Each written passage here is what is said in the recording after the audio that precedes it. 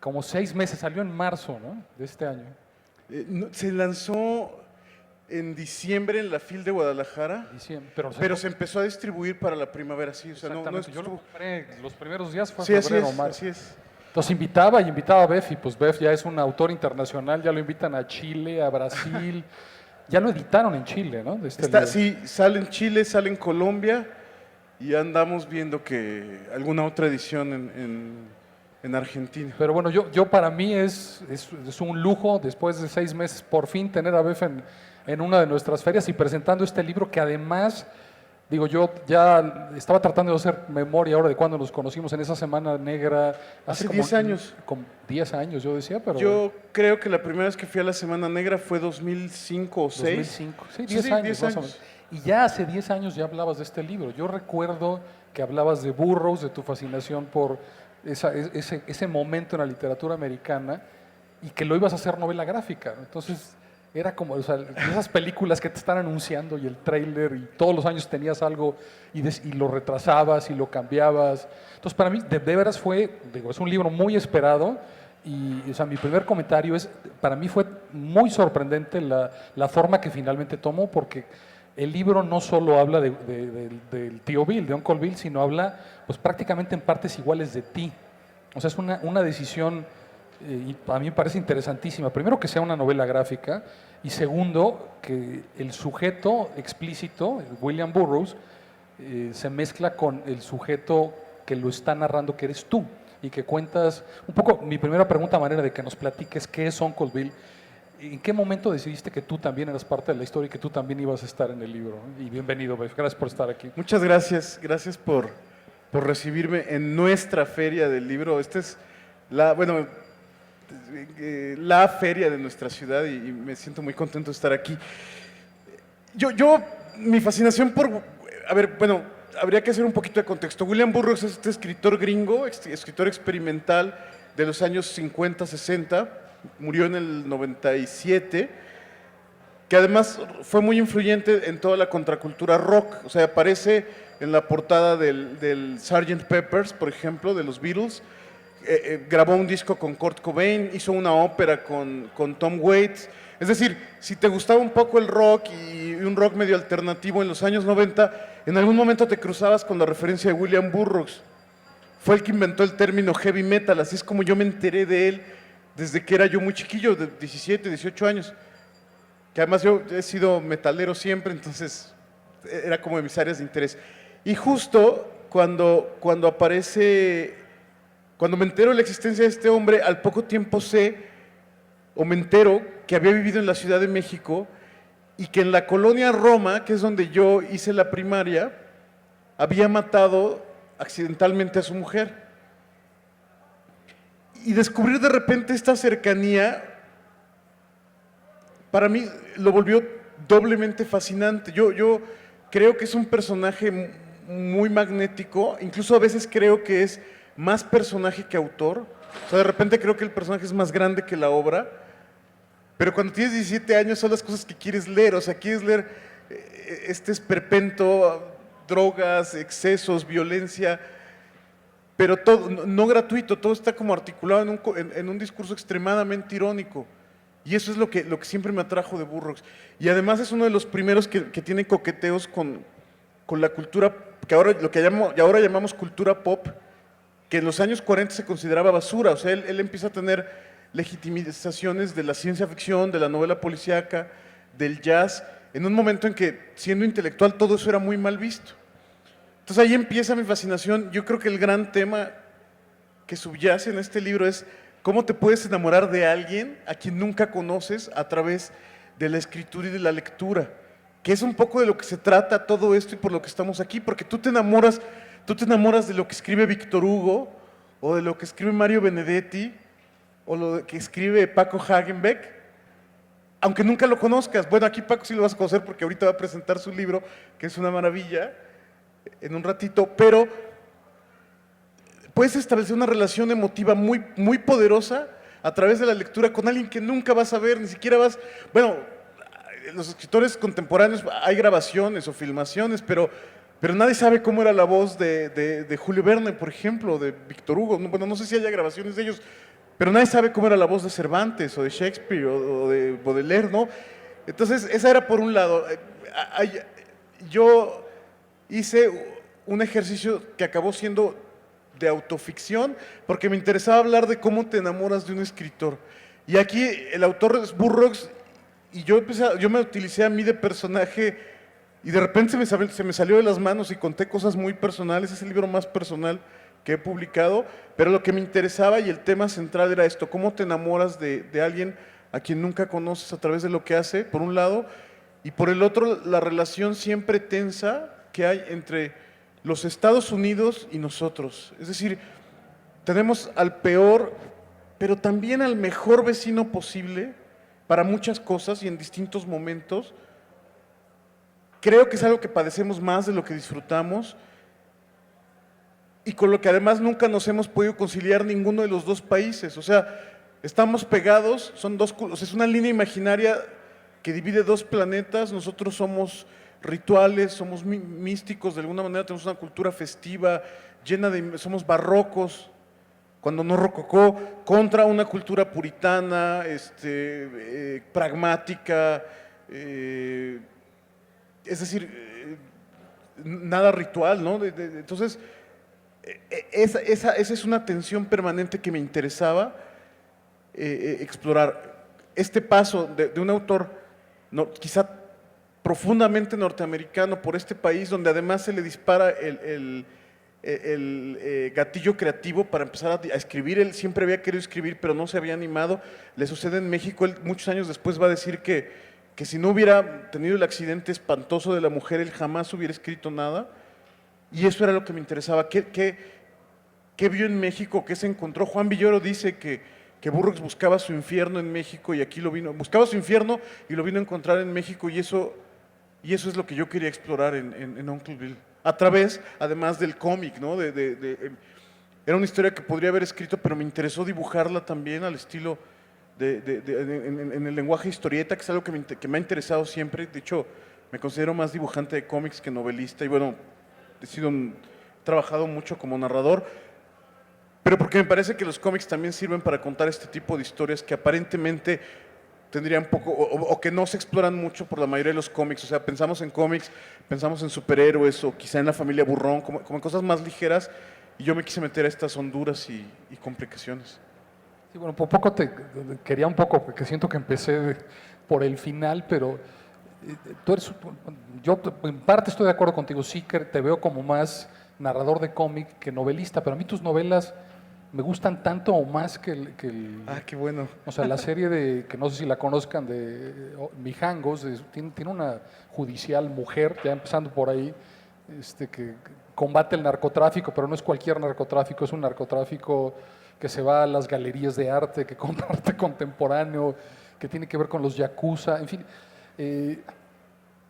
Siempre fue Uncle Bill en tu mente, porque tú, como buen hombre del Renacimiento, que puedes elegir escribir, dibujar, hacer arte secuencial, que es lo que es en esencia una novela gráfica, siempre fue eso en tu mente. Nunca pensaste que podía ser otra la forma de contarlo. Algún momento coqueteé con escribirla, porque es mucho menos trabajo.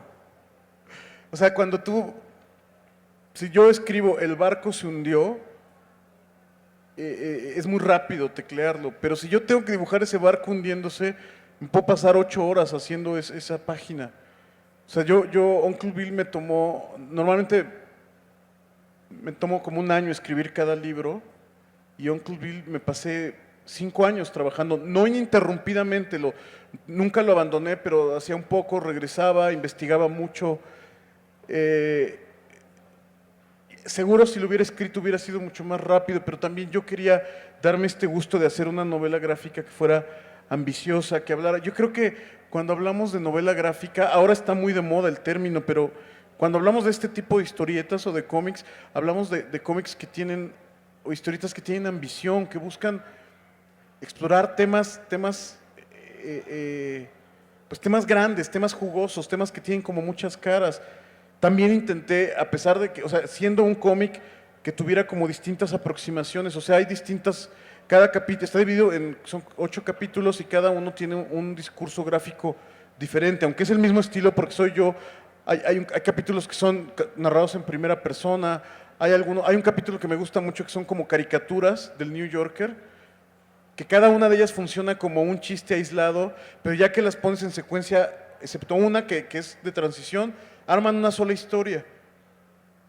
Hay otro capítulo que no tiene viñetas, los cuadritos no están divididos porque son como los recuerdos de un viejo, que no son como muy nítidos, y entonces ya se confunden un poco ahí con la realidad y la fantasía del recuerdo. Es decir, busqué como darle juego a esta... O sea, yo creo que si la novela moderna tiene todos estos recursos narrativos que justo ha tomado de los cómics, del cine, de los videojuegos incluso, los cómics deberían también hacerlo. Yo creo que me he robado mucho de los cómics para traérmelo a mis libros, a la narrativa, y me he robado mucho de la narrativa para los cómics. Entonces creo que me interesaba ese cruce. Pero sí, no, fue solo un momento que pensé, solo por un breve periodo que podría escribirla, pero disfruté mucho más el dibujarla. Y ahorita que hablabas de los capítulos, la estructura del libro es también muy interesante porque, digo, sí, el hilo de la historia de Burroughs en México, como dices, es, digamos, el eje temporal, pero tampoco respetas exactamente esa cronología. De repente saltas para adelante, de repente saltas para atrás, de repente metes esos capítulos de Bill y tú que cambian el ritmo, cambias de estilo gráfico con ese capítulo de, como dices, del estilo New York, que se llama Postcards from the Edge.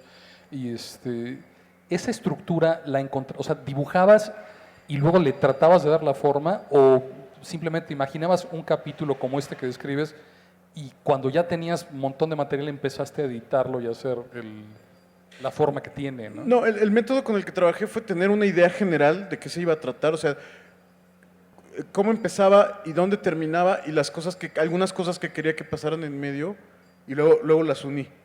Y entonces iba por secuencias, o sea, sabía que el prólogo o el primer capítulo es como una pequeña homenaje a los libros de Burroughs, es así incluso medio no secuencial, medio con estas imágenes muy de él, medio raras. Luego y entonces cuando tenía listo ese capítulo, o sea, lo dibujaba primero a lápiz, ya que veía las hojas listas, entonces ponía diálogos, o sea, cuando ya tenía como la secuencia como yo la quería visualmente, agregaba los diálogos y luego ya hacía el terminado en tinta. Porque además, ahora lo más común es trabajar en digital, o bueno, debería hacerlo. Yo hice un libro con Juan Villoro, el de la calavera de cristales, es todo digital, yo no usé papel, pero aquí me quise también dar el gusto de regresar al papel, de regresar al proceso tradicional del dibujo de historieta. Entonces, lo único que es digital en Uncle Bill son las tramas de puntos, pero solo porque ya no se consiguen, esas tramas ya no existen, es un material de dibujo que desapareció. Los pantones. Los pantones. Sí, me acuerdo. Pero fuera de eso todo dices nada más lápiz, pincel y tinta. No, bueno, y tinta blanca, que es el mejor amigo del dibujante, ¿no? Para corregir cuando te equivocas. Y con eso fue armar con mucho, pues literalmente con paciencia de monje copista, ir página por página. Entonces acababa cada capítulo, cuando ya me gustaba lo entintaba, quedaba listo. Me iba al siguiente capítulo y entonces otra vez estructurar desde cero, cambiaba la narrativa, la estrategia narrativa, porque también me hubiera aburrido mucho hacer una historieta de 270 páginas como con el mismo tipo de secuencia. Yo quería que tuviera esta variedad para hacerlo más divertido para mí como lector. Y no, o sea, por eso cada capítulo, el capítulo que sigue es totalmente distinto al anterior. Y así me iba, y cuando ya estaba ese capítulo, hay unos como capítulos intermedios que se llaman Bill and Me, que es donde hablo directamente de la experiencia lectora de leer a Bill Burroughs y lo que pasaba, cómo afectaba mi vida ser un lector y obsesionarme con este autor. Y luego ya seguía con la historia y así iba avanzando hasta que en el último capítulo se juntan las dos historias, la historia de este narrador, lector de William Burroughs con el personaje y el desenlace de su historia en México. Entonces así lo fui haciendo, no tenía la idea general, dibujaba a lápiz, ponía diálogos, hacía el terminado y me seguía con el siguiente capítulo. Poco a poco, hacer una novela no es muy, o sea, no es equivocado usar la metáfora del de la albañilería. Tú vas colocando un ladrillo a la vez, del mismo modo que colocas una palabra a la vez, y en novela gráfica colocas una línea a la vez hasta que construyes por acumulación algo muy grande. Bueno, en este caso es lo más extenso que he hecho. Luego hay otra dimensión en el libro, que no sé qué tan deliberada o la fuiste encontrando, como de retrato de época, ¿no? Hay muchas páginas silentes, sin diálogo, que son un reto para el lector porque retratas a montones de personajes de la época. Yo sí tuve que meterme a internet y tratar de reconocer de inmediato, por ejemplo, el arquitecto, el multifamiliar de Pani que pusiste ahí. ¿Por qué no incluiste ese, por ejemplo? ¿No? Eso también te quería preguntar. Mira, qué bonito que ¿Te gustan los multifamiliares? Es que este capítulo del que hablas, Burroughs llega a México pensando que va a llegar como a un rancho. Y en ese momento, la Ciudad de México en 1949 es totalmente efervescente. O sea, y hay un capítulo que son 10 páginas sin diálogos, como dices, de lo que está pasando en México. Y entonces aparece Salvador Novo, que es director de teatro en Bellas Artes, y aparece Pita Amor, y dibujé a los 3 muralistas. Aparece Renato Leduc escribiendo en el periódico. También aparecen Cantinflas y aparece Pérez Prado con Tongolele. Pero a mí me parece que además es un momento brillante de la arquitectura nacional. En el año 49 se inauguran estos multifamiliares. Miguel Alemán se llama la unidad, ¿no? Que además yo conozco la historia, yo no soy arquitecto, yo tengo esta relación como de amor-odio con la arquitectura, que ya hemos platicado, tú eres arquitecto. Cuando ese proyecto se inaugura, Pani, que además es mi arquitecto mexicano favorito, a lo mejor es un lugar común, ¿no? Pero entonces, tengo esta fascinación por Mario Pani, porque además fue el que hizo el trazado de mi colonia natal, de Jardín Balbuena, ¿no? Entonces le tengo como este cariño a Pani. Manda a una revista de arquitectura fotos de la obra y la anécdota cuenta que le regresan las fotos diciéndole, le agradecemos mucho, pero no publicamos maquetas. O sea, nadie podía creer que en México se habían construido unos edificios de esas dimensiones. Y por eso me parece como muy emblemática porque además cuando paso por ahí, y más de una vez me he paseado por los patios interiores, y me sigue pareciendo no solo gigantesca, grandilocuente, pero además pensar, claro, este era el proyecto de modernidad en México en 1948, 49. Me parece que es como una utopía fallida y me gusta mucho visualmente. Tengo siempre esta fascinación por estos edificios. Aparece también Barragán en algún momento. Una foto medio anacrónica porque es un Barragán de otro momento, pero quería que apareciera Barragán como dibujado como dandy. En fin, yo quería retratar, sí hay un retrato de época de ese momento en que este país, bueno, que siempre ha estado en grandes problemas, pero en un momento en que México tenía como una seguridad en sí mismo que yo creo que hay que recuperar.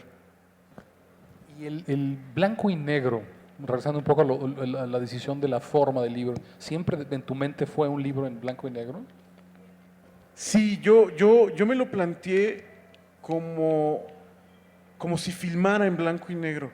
O sea, pienso, haciendo una analogía con el cine, pienso que el tipo de novela gráfica que yo dibujo, que yo produzco, es más cercana al cine independiente que a las producciones de Hollywood. O sea, pienso en los superhéroes como Hollywood, en los cómics. Tengo varios amigos, muchos en Monterrey, por ejemplo, que trabajan para Marvel, para DC, ¿no? Que colorean o que dibujan al Hombre Araña, en fin, Deadpool, a todos estos personajes. Pienso en esa como una industria que tiene los recursos que tendría Hollywood si fuera cine. Y yo, tenía muy presente la obra de Jim Jarmusch, que es mi director de cine favorito, que varias veces ha filmado en el blanco y negro, igual que los hermanos Coen, ¿no? Son mis directores favoritos. Los hermanos Coen han filmado muchas veces en blanco y negro porque te da otra textura, y como era un retrato de época que además coincide con la llamada época de oro del cine nacional, pues quise que estuviera retratado en blanco y negro, porque además eso también iba a permitir que el libro fuera muy accesible de precio. O sea, la edición colombiana viene a 2 tintas, igual que la chilena. O sea, lo que aparece en grises, en esas ediciones es una segunda tinta, un azul muy pálido. pero yo quería que la edición mexicana concretamente fuera muy accesible para el público lector. Es decir, si este libro se hubiera producido a color, hubiera sido un libro de 600 pesos y producido en blanco y negro se va a menos de la mitad de eso. Entonces me interesaba eso por dos lados. El lado expresivo del blanco y negro, con el que siempre tiene una fascinación. Yo soy gran entusiasta de Álvarez Bravo, por ejemplo, de las fotos de Álvarez Bravo. Y por el otro, como la parte que permitiera que fuera accesible el libro para un gran público. Después de haberlo terminado, un libro que pensaste, que te tomaste todo ese tiempo, o sea, ¿qué pasó cuando lo terminaste? ¿No sentiste como un vacío enorme? Absolutamente. Porque además coincidió con muchos cambios en mi vida. La última página, cuando dibujé la última página, estaba mi vida cambiando por completo. Me había separado de mi esposa, de la mamá de mi hija, estaba empezando a vivir solo. Y era un proyecto que había hecho durante los últimos 5 años, me había concentrado, a media novela me fracturé el codo, entonces media novela la acabé con el codo roto, y además después me enteré que no solo roto, sino que rompí el clavo que me habían puesto, o sea, fue una cosa así que parecía que estaba yo embrujado, ¿no? Y la acabé, o sea, hice el último dibujo y quedé exhausto, así que quedas exactamente con un gran vacío. O sea, me tomó tanto, o sea, eso fue hace casi año y medio de esto, y apenas la semana pasada empecé a dibujar mi siguiente novela gráfica, mi siguiente proyecto, porque quedé vacío. Efectivamente hay una sensación de cansancio, sobre todo de un proyecto tan grande. Lo que estoy haciendo ahorita no es tan extenso, es una historia muy sencillita, incluso muy íntima, ¿no? Comparado con esto que siendo cine independiente es como una megaproducción para mí. Pero sí, acabas y quedas exhausto, ¿no? Yo me pasé 3 días dormido después, o sea, haraganeando después de haber acabado, porque una vez que establecí el ritmo en el que estaba trabajando, yo tenía que hacer una página diaria para acabar a tiempo, que es mucha carga de trabajo. Suena como sencillo, ¿no? Hacer uno, pero acumuladas 270 ya es un montón y luego escanear y colorear, en fin. Pero sí recuerdo mucho el momento en que acabé, dibujé la última página, caí así exhausto. Entonces sí, ya tienes otro proyecto de largo aliento, porque has publicado, que también se los recomiendo, me parece una idea genial, estos cómics con el Nacional Monte de Piedad, Census, que tienen textura braille para invidentes, exacto, pero que pues, también están dibujados, o sea, se pueden leer, que van 3 números, ¿no? Sí, fueron 3 nada más. ¿Van a ser 3? Sí. Yo pensé que ya no va a continuar. No, el proyecto se pensó para 3, cumplió con creces las expectativas de Monte de Piedad. Hay la intención de hacer algo después, pero por lo pronto ese proyecto se acabó. Sí, he hecho algunas cosas breves, he publicado algún par de cosas. Hice un cómic para una exposición con Paco Hagenbeck de la historia del cómic en México, algunas cosas, pero básicamente, no, hasta ahora empecé con este nuevo proyecto, que yo creo que voy a estar más o menos como 1 año dibujándolo. Es mucho más breve, yo creo que será una tercera parte de la extensión de este. Porque bueno, también para buscarle como por otro lado, ¿no? Para no hacer lo mismo. Algún momento jugueteé con la idea de hacer algo parecido al Uncle Bill, pero con Rimbaud, ¿no? Hacer un cómic con Rimbaud, comerciando esclavos en África, pero después dije, no, un momento, a ver, ahora no, voy a hacer una cosa más chiquita y después ya veo con qué me sigo.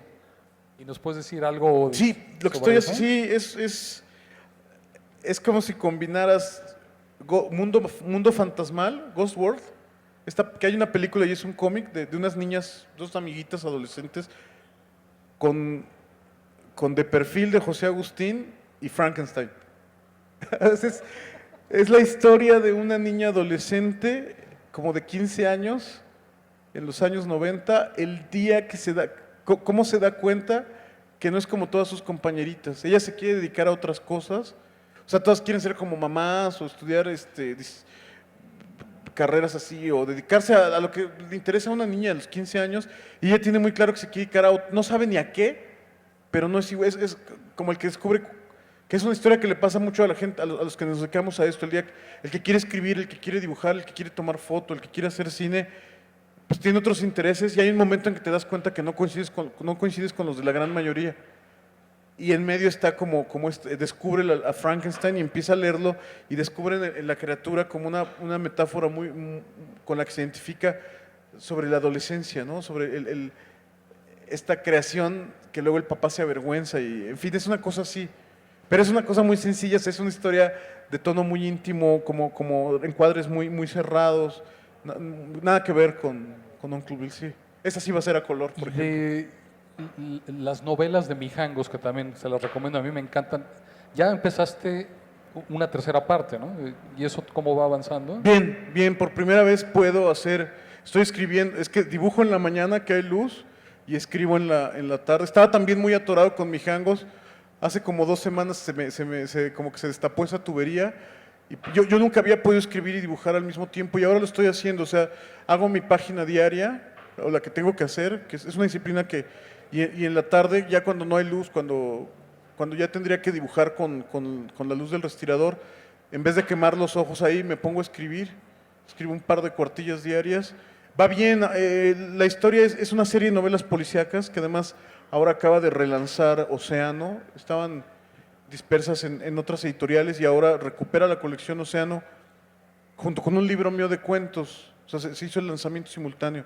El libro de cuentos se llama Escenarios para el fin del mundo y recupera mis cuentos de ciencia ficción que tenía escritos desde hace muchos años. Y la serie empieza con Tiempo de Alacranes, que es la historia de un sicario del narco que le mandan a hacer una chamba, decide no hacerlo y bueno, cuando va a devolver el adelanto que le dieron por esa chamba, llegan unos narco juniors a asaltar el banco y se lo llevan secuestrado. Y así empieza, esa es la precuela. Una de esos narco juniors se convierte como en la villana de la serie. Van a ser 3 novelas, ahorita se acaba de lanzar Hielo Negro, donde esta chica se hace como líder de este cártel y se enfrenta a una mujer policía judicial que además, justo yendo como contra todos los tropos cinematográficos, no es una chica guapa, es una mujer grandota, gorda, súper insegura, súper ruda, exacto, totalmente hombruna. Y de esa, hasta ahora hay publicadas 2, Hielo Negro y Cuello Blanco, y estoy escribiendo la tercera que se va a llamar Azul Cobalto, que es sobre tráfico de piezas de arte. O sea, la chica esta, la narco, que se llama Lizzie, quiere como alejarse de este negocio de los narcos, cada vez se quiere dedicar a otras cosas. En la primera todavía está desarrollando metanfetaminas, en la segunda se dedica hace un banco global para criminales, para lavar dinero. Ahí es donde aparecen los yakuza y la mafia albanesa y todos estos. Y en la tercera va a intentar hacer un negocio de venta de cuadros, de falsificación y cuadros robados y así. Esa es la idea.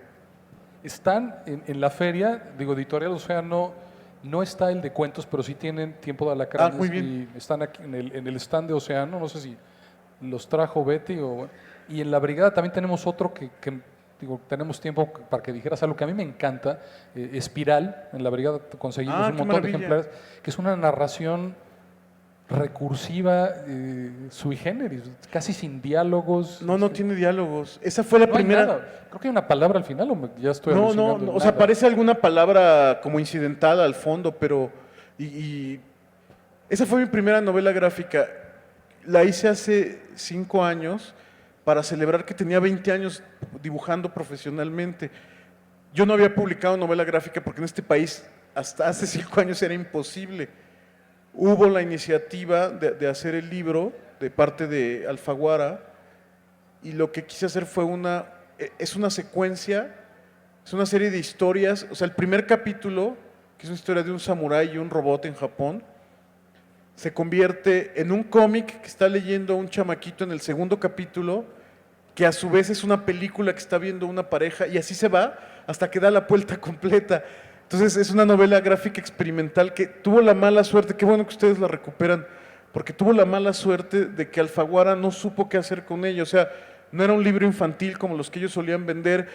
Ellos hacían mucho esta venta a escuelas, y entonces llegaban y los profes decían, no, pero pues cómo van a leer historietas, nosotros tenemos que darles libros. Tuvo esa mala fortuna y yo espero que en algún momento se pueda recuperar de otro modo, pero le tengo mucho cariño porque esa es una novela experimental que además al final da la vuelta y vuelve a empezar. O sea, el último cuadrito se conecta con el primero, con el que inicia y da la vuelta completita. Son como como 12 historias a las cuales va brincando temáticamente Aquí si les llamó la atención lo que dice Bev, de veras se los recomiendo, además de que se lleven Uncle Bill, llévense Espiral, va a estar, ¿a cuánto está Betty?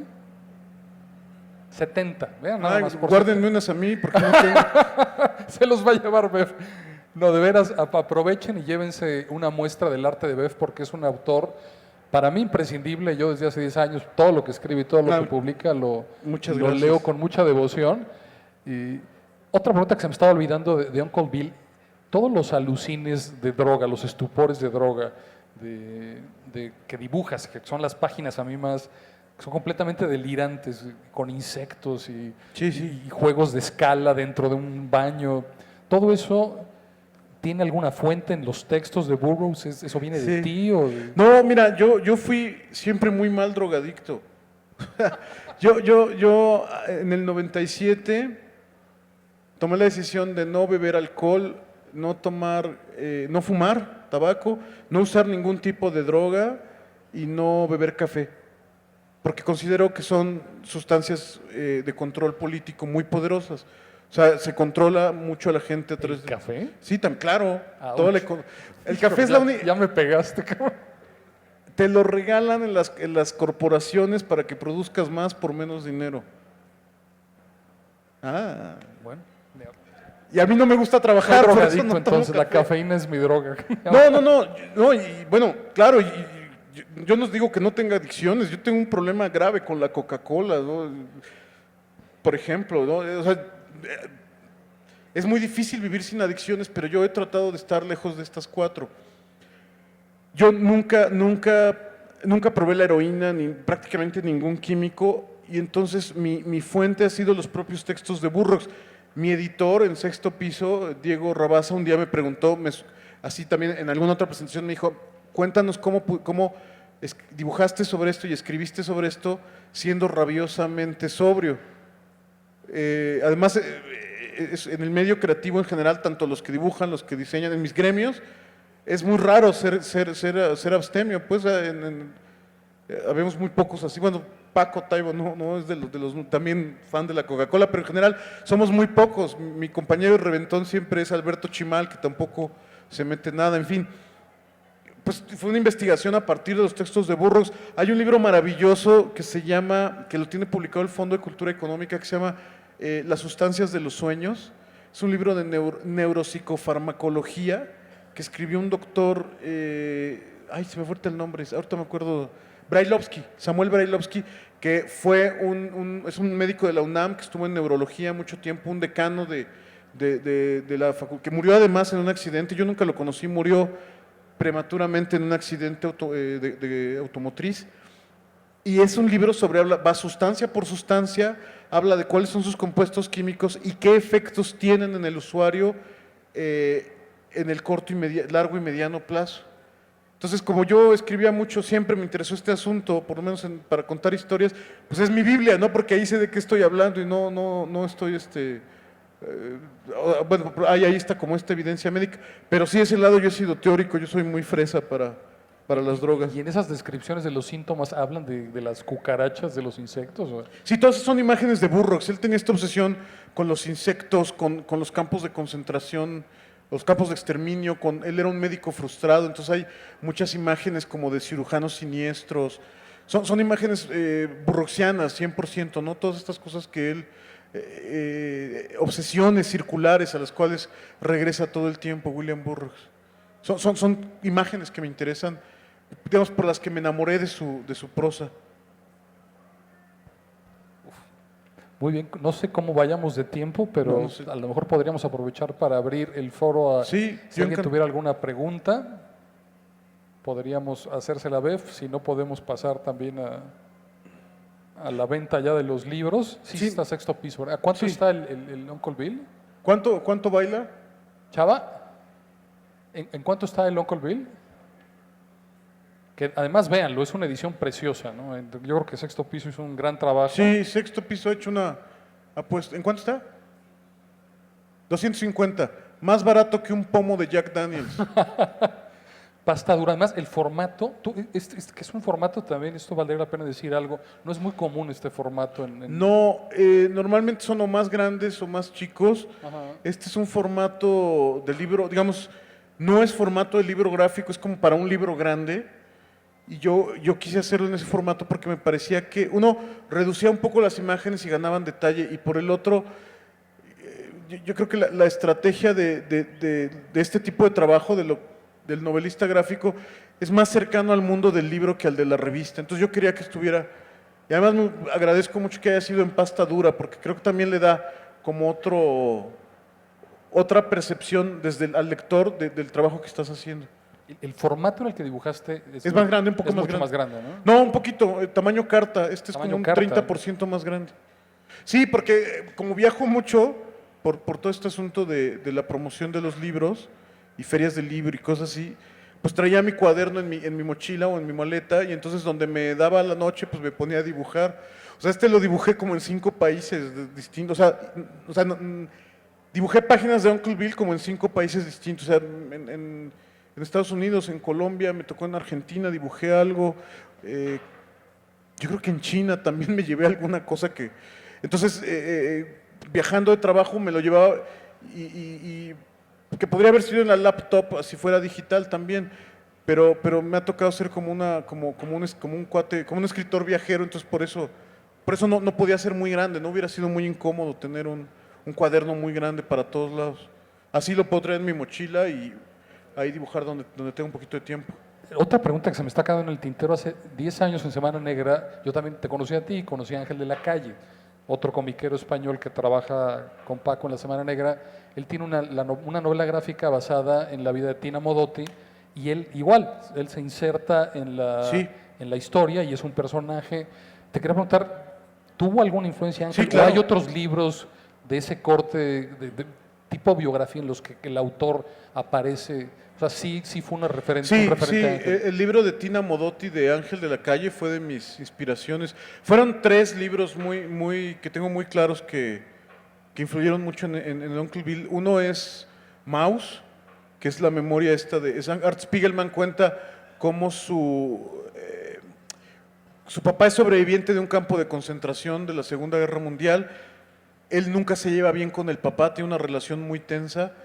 Y en algún momento, cuando el papá ya es viejo y está en sus últimos años, Spiegelman va y empieza a hablar con él, le pide que le cuente su historia de guerra, y lo dibuja todo pero además lo hace con animalitos. O sea, cada nacionalidad, los judíos son ratones, los nazis son gatos, los polacos son cerdos, así se va yendo, ¿no?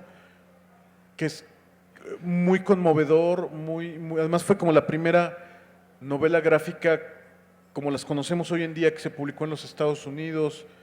En fin, otro fue Tina Modotti de Ángel de la Calle. O sea, yo recuerdo haberlo leído y que me permitió como estructurar muchas cosas y sí, tiene una deuda con él, con su... Y el tercero es uno que se llama Mi amigo Jeffrey Dahmer. Jeffrey Dahmer fue el asesino serial más brutal de los años 90 en los Estados Unidos. Y bueno, y mira que hay de dónde escoger. Jeffrey Dahmer era le dicen el carnicero de Milwaukee. Era este tipo que descubrieron que en el refrigerador tenía varios cadáveres destazados y se los iba comiendo. El caníbal de Milwaukee. Y hay un dibujante de cómics underground que se llama Derf Backderf, y él resulta que iba a la secundaria y a la prepa con Jeffrey Dahmer en Cleveland, o cerca de Cleveland. Entonces él empieza a contar la historia de quién era en aquellos años Jeffrey Dahmer, y explorando y preguntándose casi obsesivamente, bueno, ¿cómo este muchachito se acabó convirtiendo en este monstruo? ¿Qué hicimos o qué no hicimos? ¿Qué dejamos de ver?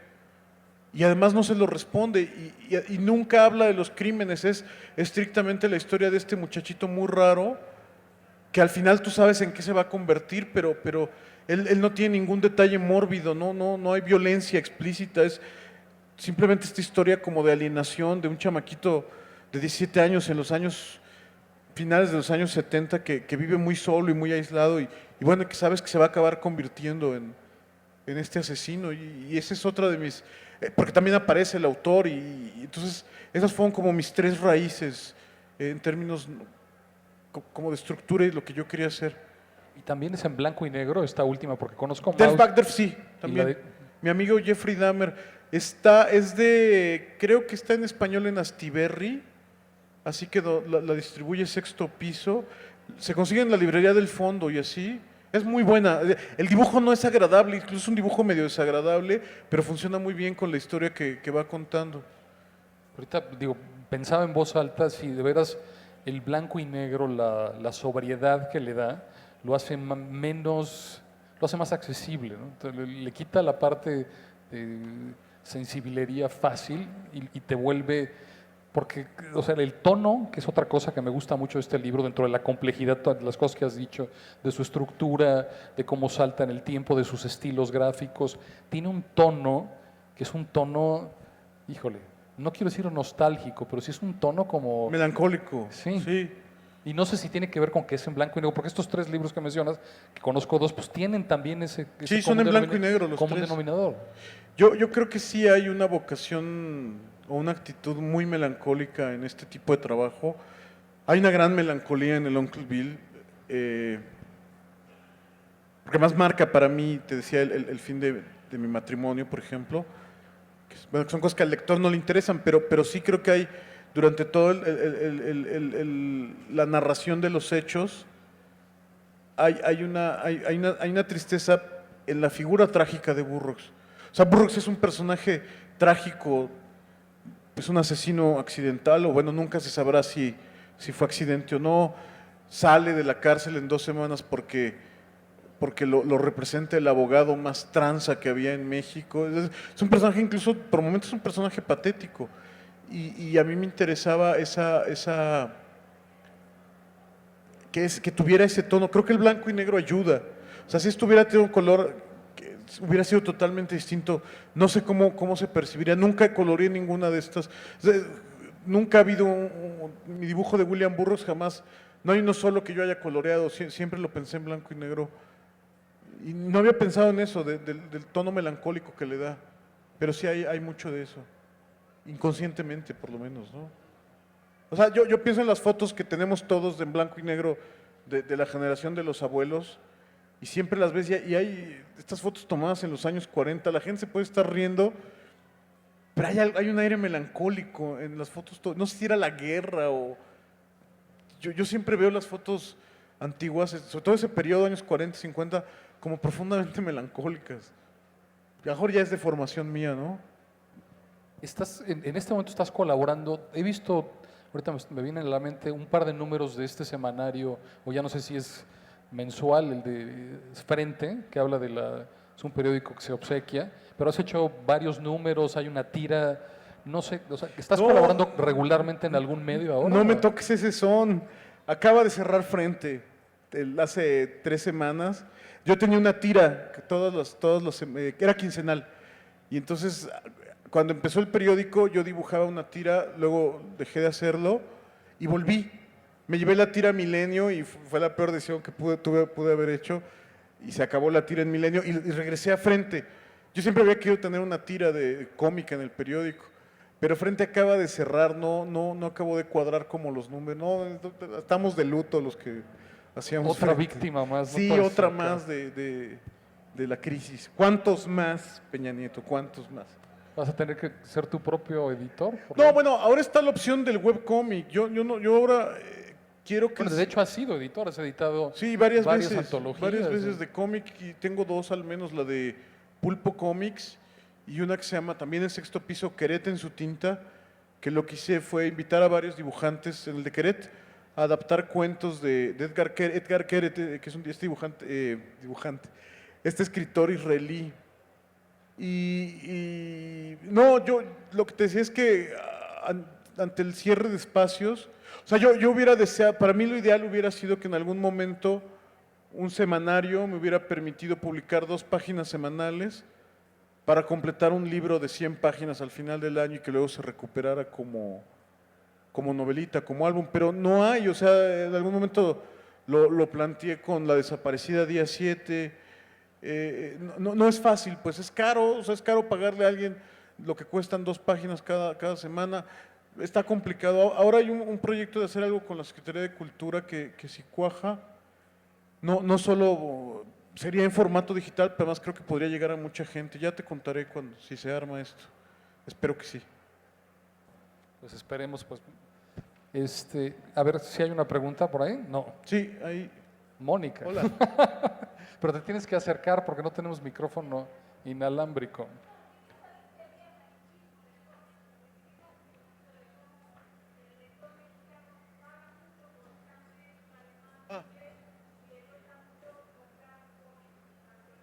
No creo que, no, fíjate, no lo percibo así. Lo que creo es que hay mucha más oferta de material extranjero, concretamente material norteamericano. O sea, la industria de la historieta popular en este país desapareció. O sea, cuando tú llegas a los puestos ya no, antes encontrabas el libro vaquero, las sensacionales de traileros, no, era una historieta que no me gustaba mucho porque me parecía más populachera que popular, pero desapareció.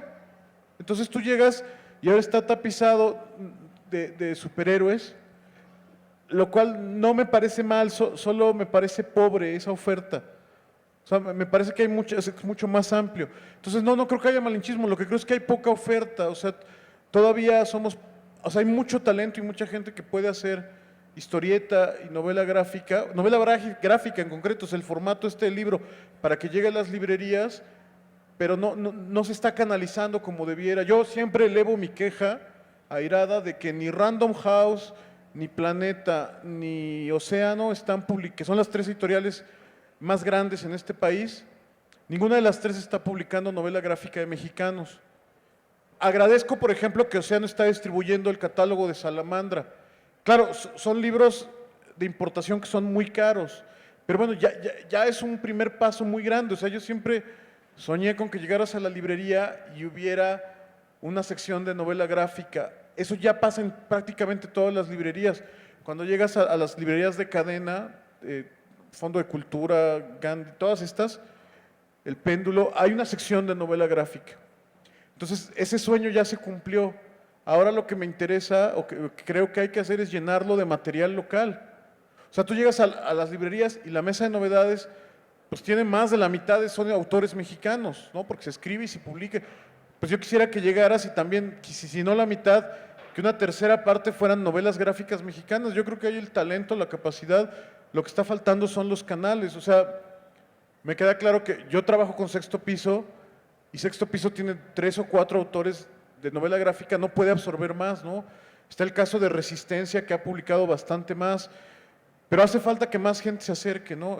Ahora Turner está publicando también novela gráfica, pero lo que yo quisiera es que captar a los autores mexicanos para que hubiera oferta. O sea, la gente se compra los cómics extranjeros porque no hay muchos mexicanos, ¿no? O sea, si tú me preguntas dónde comprar cómic mexicano, ahora afortunadamente ya te puedo decir, pues ve a las librerías, ¿no? Antes ni siquiera en las tiendas de cómics. Yo espero que eso se vaya, yo espero que en 5 años estemos inundados de novelas gráficas publicadas por editoriales grandes, chiquitas, autopublicadas. Y baratas, claro, sí. Ese es, claro. Bueno, por eso dije que esto fuera en blanco y negro, ¿no? Para que saliera, o sea, 250 es lo que cuesta una novela.